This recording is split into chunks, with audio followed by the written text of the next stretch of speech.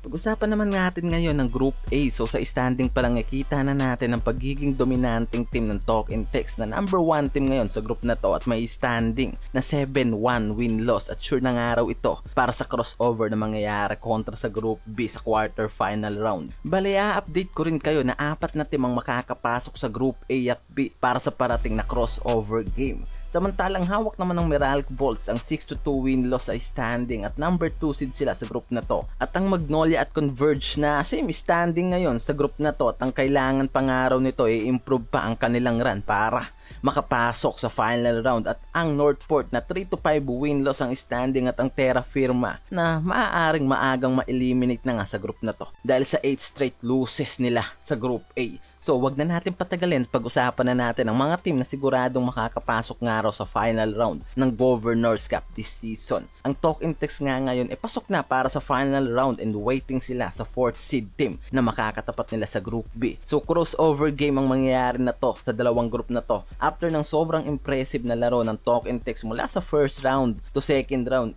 talagang ibang araw ang laro ng team na to pagdating sa Governors Cup dahil sa import nilang si RHJ. Sobrang solid nga talaga ng 8 straight game nitong si RHJ na nag-average nga lang naman to ng 29.9 points, 13.3 rebounds, 6.5 assists, and 2.1 steals per game. Kaya nga di maitatanggi ang pagiging dominanting team na to sa Group A dahil sa import na to. Nang talunin nga nila ang Magnolia at makuha ang 7-1 standing, secured na nga araw ngayon ang spot nila sa Group A. At mag-aantay na nga lang sila para sa mangyayaring crossover game ng dalawang group na to. Sobrang gandang combination nga raw talaga ang meron ng Talk and Text mula sa local at import nila. Itong si Pogay at Tuptana na mayroong 29 combined points at RHJ na may 29 points, 25 rebounds at double-double record sa nangyaring laban kontra Magnolia. And remember na ito ang reigning champion last Governors Cup at mas lalong lumaki ang chance na makuha ngayon ni RHJ ang second championship game niya this season. At ang Meralco Bolts ngayon na nasa top 2 seed ng Group A at may 6-2 win-loss at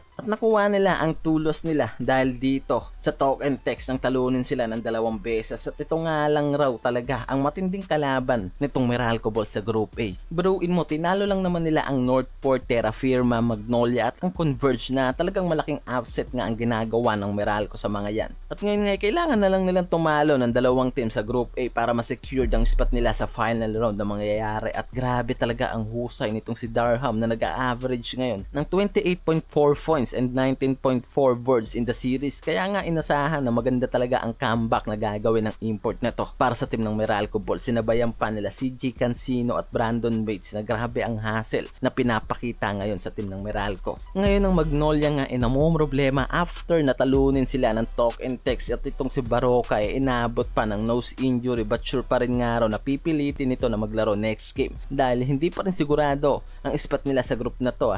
Lalo't same standing sila ngayon ng Converge at magtatapatan sila kasama ang Batang Fear sa Wild Rumble para sa magiging elimination round ng mga to. At ito nga yung kailangang ipanalo nga raw ng Magnolia para makuha nila ang spot para sa final round. So ngayon nga hindi pa kampante ang Magnolia kaya ngayon pinipilit pa rin maglaro nitong si Baroka after ng injury na nakuha nito kontra sa Talk and Text. Pero sobrang ganda rin naman ang outcome na nangyari sa bagong import nilang si Chavas na nagpakita nga ng napakagandang performance sa 2 games nito para sa Magnolia. At sa nangyaring laban nito kontra sa Talk and Text nag-ambag lang naman to ng 30 points and 17 rebounds para sa pangalawang laro pa lamang nito sa team ng Magnolia.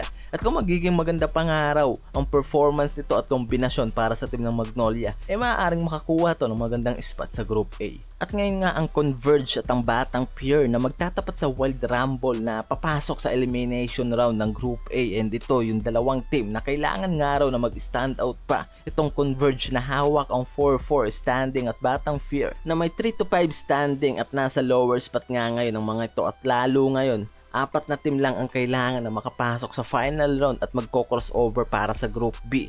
So kailangan nga ngayon na magkaroon nga raw ng agawan ng spot sa 3 team na to, ang Magnolia, Converge at Batang Fear na maghaharap-harap sa Wild Rumble ng elimination round sa Group A. At ang Terra Firma nga ngayon siguradong laglag na sa group na to. Sa 0-8 standing na mga ito talagang malabo pa sa tubig kanal na makaahon pa nga raw ang team na to. So asahan na natin na eliminated na ito sa Group A at yan na lang ang mga teams na babantay babantayan pa natin sa mga susunod pa na game ng mga ito. At para sa'yo, sino ang team na gusto mong makapasok sa final round at makakaharap ang mga dominanteng team sa Group B at maghaharap-harap sa crossover game? At kung isa ka sa mga panatiko ng team na yan at ng iba pang mga teams and players sa PBA League, mag-comment down ka na at mag-subscribe at patuloy na suportahan ang aking channel. Maraming salamat sa panonood mga quiz. Peace out!